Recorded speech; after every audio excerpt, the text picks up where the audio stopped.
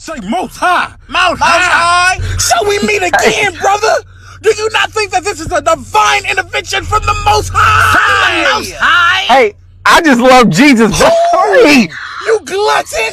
You must serve the Christ Jesus. Look how big he is. Read. Hosea 4:6. For my people perish for a lack of knowledge. For my people perish. I gotta go pick up my. If you take off, brother, I will squeeze your big body through that window. Read. I don't wear a watch no more. I don't even wear a watch no more.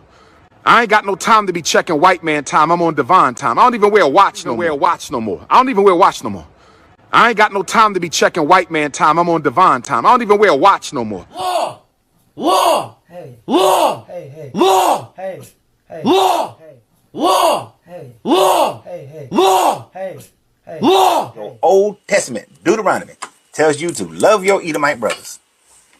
But at the end of the day, I don't give a shit who the Israelites are. This is the same way do I care who the real Chinese are, who the real Koreans are, who the real Vietnamese are? I don't care. Them people over there doing them people things. They doing them. Why do I care who those people are? I don't. Who the real Israelites are. Why? They don't matter. You see, that would only matter to me if I believed in this book and then it says those who bless Israel will be blessed. Those who hate Israel will be cursed or hated. But since I don't believe in none of that mess, it doesn't matter to me who the Israelites are. When it comes to what's going on over there right now, the only thing I care about are the non-combatants who are being slaughtered. That's it. I don't care about their political beliefs. I don't care about the fact of whose land is it, who land is it, and why they say it's their land. I don't care. Grace and peace, everybody. Come on and join this live. It's about to be live. Got a very interesting topic that I got from Brother Berean. Something for us to talk about. With all of the nonsense that the Hebrew Israelites from the One West genre of things, with all of the crazy things that they teach and with all of the crazy things they have said over the years, is there any hope for the camps? Like, is there any hope? Like, do the camps have hope at this moment? Like, at this time? Like, is it too late for them? Shout out to Brother Berean TV for this topic. Like, seriously, can they be helped? Well, I know some of the newer ones can be helped, but what about those ones that've been in the camp for a long time? Let's talk. Join my life. Hey, young black king. Hey. Do you believe we are the true chosen people of God? I just believe in Jesus, bro. Jesus! Shut your colonize! Brainwash! White slave masterminded! Yeah. His name is Yeshua! Look, I just want to spread love. You love the slave master, my brother! You love his teaching. Show me the letter J before the 15th century. Hey, the light is green. If you take off, I'll knock you through that windshield. Read. The Lord said to Moses and Aaron, tell the Israelites, these are the animals. These are the animals you can eat. That's true word for your Y'all, I officially know that I'm on the East Coast.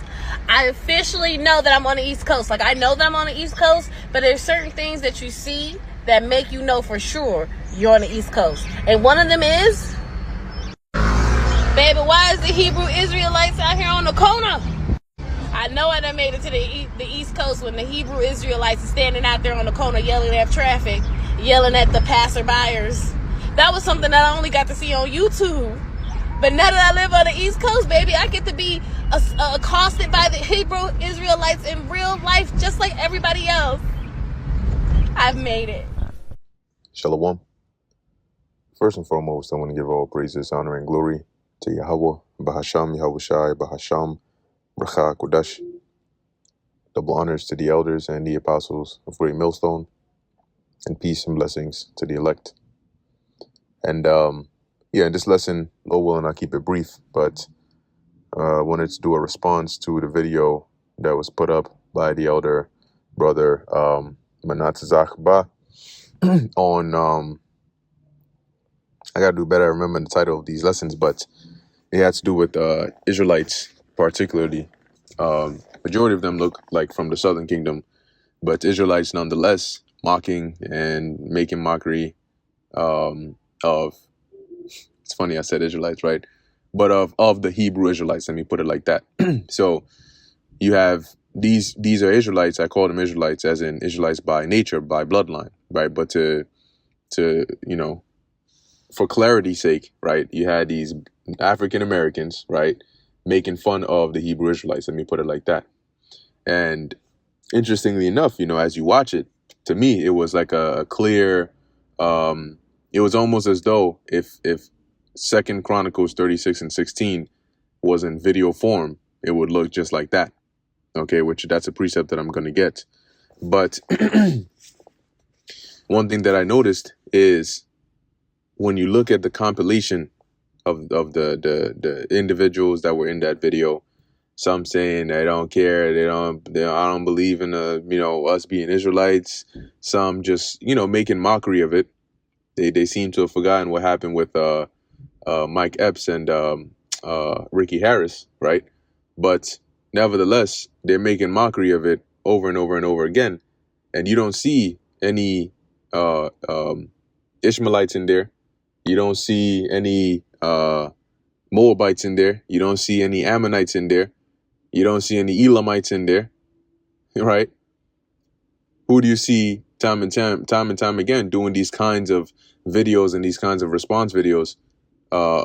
Israelites. And it's not a surprise because they were doing the same thing in the past. Okay. Now, let me actually bring out this precept here. This is the book of 2 Chronicles 36, and I'm going to start at 14. But what's interesting is, as they go on and mock, and they do these things, it only further validates the scriptures more and more. But as they do these things, they always leave out, right? They're on the street corners yelling at people or whatever the case is. But they always leave out what it is exactly that we're saying here. Because when we address, these people, majority, right, is addressing the wicked deeds that you're doing and telling you to repent. Like the bulk of the gospel is stop the wicked things you're doing and turn back to the Lord, because he's about to bring judgment and you will be destroyed if you don't turn back, if you're not of the elect, because the elect are the only ones that are going to turn back to the Lord. They never mention those things. Why is it exactly that we're out there? What is it exactly that we're calling out about these individuals, about collectively about our people and what they do? Because we just so happen to be the worst thing in the world. But what about those individuals that go around, murdering others, right? Committing all sorts of atrocities, sleeping with other men's wives, destroying homes. What about those things that we call out, right? You have, and not even just amongst our people, but just generally, right? You have these priests, right, in the Catholic Church and so on and so forth, sodomizing kids. So we call out all these things, but for some reason, we're just the bad guys because we say it in a loud voice or in a masculine tone or not in a friendly manner. But is the things that we're actually saying, are they actually bad? And that goes to show you that people, majority of them, are just caught up in their emotions because, yes, don't get it twisted. You do have some Israelite groups that, they do, I don't even know if like berate would be the right word here. But anyway, they do antagonize people, which that's not advised. That's ill-advised, right? We're not out there to go and antagonize people. Okay, we're out there to give the message. And those that will hear, they will hear. Those that will forbear, they will forbear. Okay, but there's a difference between, teaching the word, crying aloud, and then trying to trigger somebody for example, because then you put yourself in harm's way. And at that point, the Lord could have you subject to getting judged, right? Because that's not in the instructions on what the Lord told us to do. Nowhere in there did he say go and purposely try to trigger people, right? Now, there are sometimes you may be reading a certain precept, right? And you may mention certain parts, highlight certain parts, because these are typically parts that would, if somebody has an ounce of spiritual common sense. It would trigger that within them to say, oh, what did they just say? America did nuclear destruction, World War III. What are they saying here? Okay. So this is 2 Chronicles 36:14. Moreover, all the chief of the priests and the people transgressed very much after all the abominations of the heathen.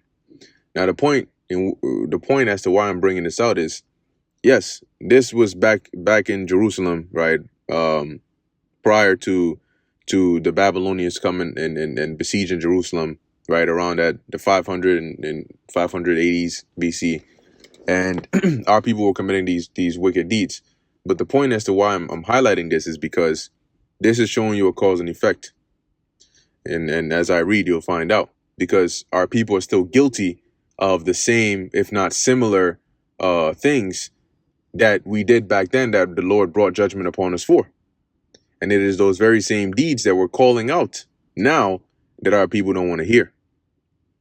So, moreover, all the chief of the priests and the people transgressed very much after all the abominations of the heathen. See? So, the abomination of the heathen, I mean, primarily being their practices, right?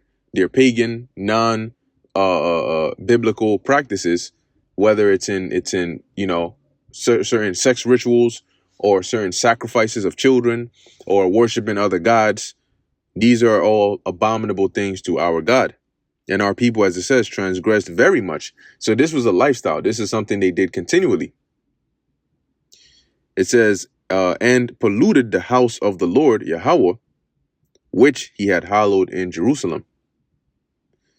Verse 15, and the Lord, power of their fathers, sent to them by his messengers, rising up betimes, meaning early, and sending, because he had compassion on his people and on his dwelling place. So the Lord sent prophets back in all different, all the different time periods to warn our people. And why does it say because he had compassion? Because the Lord said, by sending these prophets, that is a sign of mercy. For example, if you are driving towards impending danger and somebody warns you, that is a sign of mercy. That is a sign of love or care. Because if they didn't care about your well-being, imagine, right? There's a shootout going on, or something dangerous is about to break out, or there's a wild-ass pack of hyenas across the block. Somebody comes from that direction and sees you going in that direction. And if they're like, hey, don't go that way, it's dangerous, stop right now and turn around. If somebody does that, that means that they care about your, they're looking out for you. But if they don't say anything and they just walk past you knowing you're about to go there, cut the corner and see a pack of drooling hyenas getting ready to rip you to shreds and pop them bones, right? Then clearly this person doesn't give a damn about you. So the Lord sending us, the prophets, out was a sign of compassion, just as he did back then. And he's doing it now. But what they're doing now is they're taking the Lord's compassion and they're pretty much just like spitting on it. That's like the equivalent of mocking the messengers and the prophets of the Lord, because we're here to warn you of the judgment that's coming if you don't listen. And as we're warning you, here's an example, right? Let's go back to the hyena example. The guy's like, yo, don't go there. There's hyenas over there. And the person walking in that direction is like, hyenas over there. Did I ask you?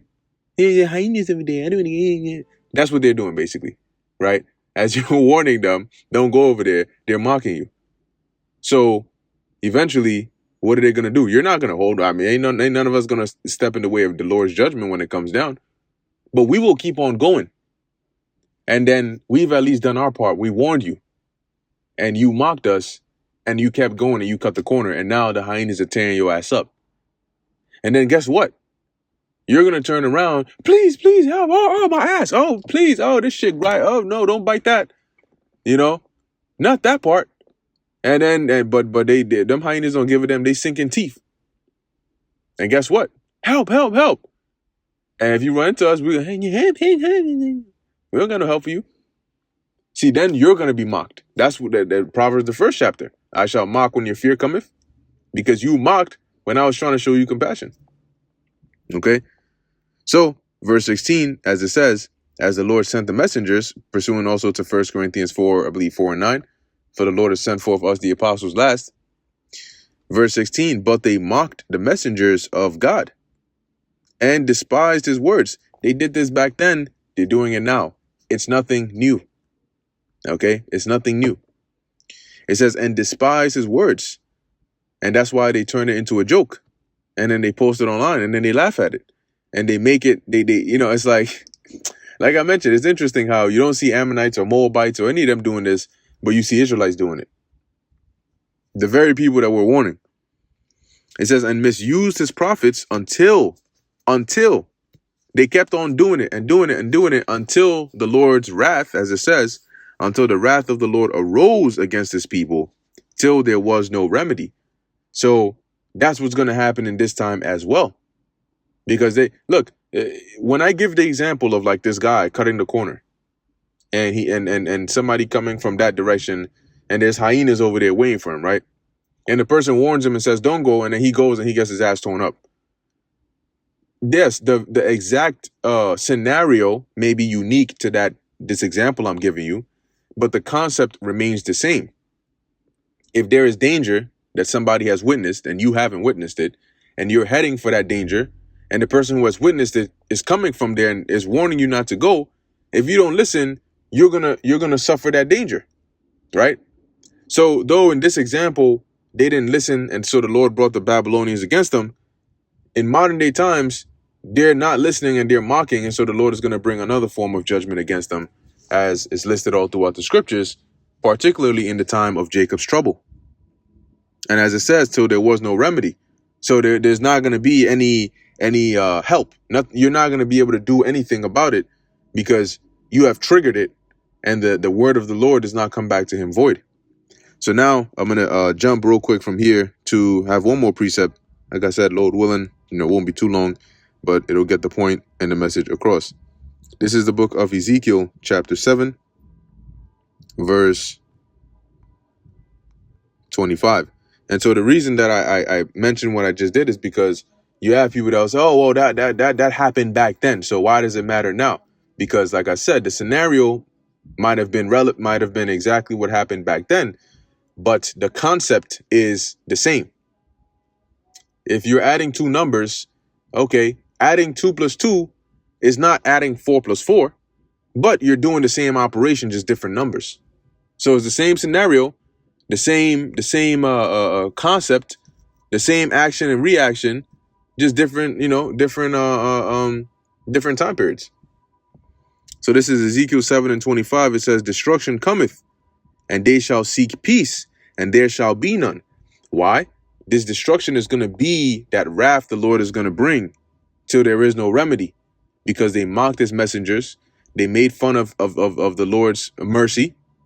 And so the very thing the Lord was showing you compassion for, he's going to bring upon you, because clearly you made your choice. You don't want the compassion. There's only one of two things you're going to get: an ass whooping or mercy. I offered you mercy first. You didn't want it. So all that's left is the ass whooping.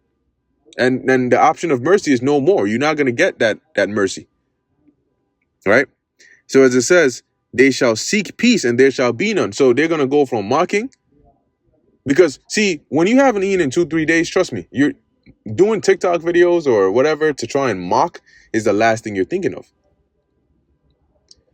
But they're going to seek peace because of all the destruction and the hell they're going to be catching. But there's going to be none. Nowhere. No mercy, no peace, none of that. Okay? It says here, mischief shall come upon mischief, and rumor upon rumor. Then shall they seek a vision of the prophet. See? So the same men you mocked, right? Oh, they're yelling and oh, I'm fine. I know I'm on the East Coast now, right? I'm gonna play that video. I'm gonna play the compilation before this, and when I do the editing. But I know now I'm on the East Coast because I just got I forgot the word, she accosted or something like that by an Israelite, by a Hebrew Israelite. So I know I'm here. Well, guess what? When all that hell breaks loose, those same individuals, they're gonna be looking to hear what we gotta say. But we're not gonna be looking to talk then. So as it says here, and rumor shall be upon rumor, then shall they seek a vision of the prophet, but the law shall perish from the priest, and counsel from the ancient or the ancients. See? So you at the point, and this is also echoed in Proverbs, the 1st chapter, at the point where they're like, oh shoot, these guys were, it's no joke, bro. It's no joke. It's serious, man. Yo, we got to stop playing around. Our people got no more. No more. Now there's a separation. Now you are part of the lot for judgment. They know our. Okay? You're in the lot for judgment, and then the elect are in the lot for deliverance. You should have listened when you had the chance. Instead of mocking, you should have listened.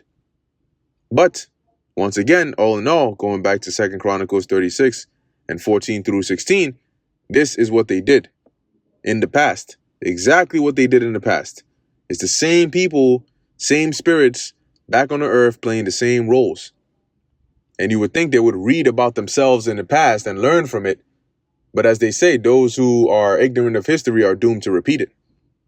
So anyway, with that, Lord willing, this is edifying to the elect. In closing, I want to give all praises, honor, and glory to Yahweh, Bahasham, Yahweh Shai, Bahasham, Racha Kodash. Until next time, Shalom.